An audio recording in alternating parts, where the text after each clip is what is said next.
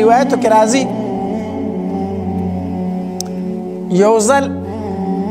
یو ماشوم یتیم ماشوم پلار یې مړ و د مور په بدن باندې زړې کپړې وي دومره زړې شوي وي چې ځای په ځای شلېدلې وي د هغې بدن ته هم ښکارېدو دی بچي چې دی مور ته وکتل مور ته وي زما نه نور صبر نه کېږي تر اوسه پورې دی په بدن باندې کپړې زړې وي خیر دی مور یې اوس دې کپړې وشلې دی ستا بدن ته ښکاري زه نور دا نشم برداشت کولی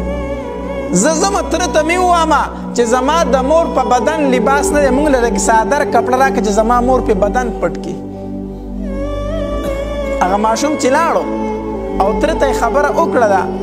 نو د تره د طرف نه ورسره هغه رویه وشوله هغه جواب میلاو شو چې د هغې ځای نه نامراده رووتو تره یې ورټو بد یې نه دی ورته وویلي په لاره باندې را روان دی او جاړي چې جاړي چاته نه تپوس وکړو بچې ولې جاړي څه وجه ده په مور په بدن مې دومره زړې کپړې دي چې د هغې جسم ته ښکاري ټولې ځای په ځای شلېدلي زما د مور بدن ته ښکاري نو زه په دې امید لاړم ترله مې چې هغه به راله یو څادر راکړي او زه به یې په مور راواچم زما د مور بدن به پکې پټ شي خو تره مې راله کپړه رانه کړه الټه یې راته بدې ردې وویلې ویې رټلم خفه یې کړمه ځکه جاړمه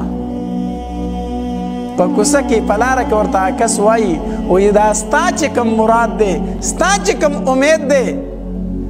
دا د حرم شریف په غولي کې یو سړی ناست دی چې نوم یې محمد دی صلی الله علیه وسلم دا به هغه پوره کړي تا هغه له ورشه ستا دا مراد به هغه پوره کړي هغه ته ووایه زما په مور په بدن باندې کپړې نشته راغی دا بچی کور ته راورسېدو مور یې ورته ووي بچې څه دې وکړو مور یې تره مې ورټله کپړه یې رانه کړه بچې ما درته نه وویلي چې مزه ما درته نه وي چې هغه پسې مزه خو ته تلې نو مور یې ما ته بل ځای معلوم دی زه هلته ورځمه ما ته بل ځای چا وښو زه هلته ورځمه کوم ځای ته ورځې چا راته ووایي د حرم شریف په غولي کې یو سړی ناست دی چې نوم یې محمد دی هغه به ستا مراد پوره کړي ستا مقصد به پوره کړي مور یې ته نه بچیا هلته لاړ نه شي هغه خوانه ورنه شي مور یې ولې ځکه چې هغه د خلکو دین بدلی هغه د خلکو څه بدلی دین بدلی مذهب بدلی د خلکو بچې د هغه خواله لاړ نه شي هسې نه چې هغه درنه خپل دین واخلي او هغه درته خپل دین درکړي هسې نه چې ستا نه ستا دین واخلي او خپل دین درله درنه کړي بچې هلته مه ځه هلته بچې هوښیار شوی و لوی و وی مور زه ستا ډېر تابعدار بچی ما مور یې ستا ډېر وفادار بچی ما دا کېدی نشي چې ستا سره بې وفایي وکړم او ستا دین پرېږدم او د هغه دین ومنم دا نشي کېدی ماشوم روان شو لاړو نبی علیه صلات وسلام په حرم شریف کې ناست دی د کعبې سره نږدې په بدن باندې څادر راچولی ناست دی ماشوم چې ورغې څنګه او کېناست ورته ای محمده صلی الله علیه وسلم راغلم تاله یوې خبرې لره خو مخکې نه زما دا خبره واوره ګورې ستا دین نه منم ستا دینو نه منم اول مې دا خبره واوره نبی علیه صلات وسلام چې ورته وکتل مسکی شو بچې څه له راغلی یې زما دین نه منې بچې مقصد دې څه دی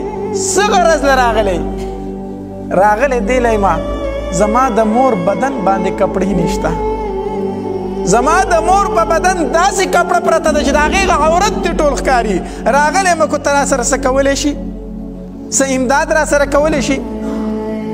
نبی علیه صلات وسلام د خپل جسم نه څادر راغونډ کو هغه ته یې په غېږ کې ورکړو دا دې مور له اوسه د ځان نه څادر راټول کو ماشوم له ورکو دا دې مور له اوسه ماشوم څادر راغستی دی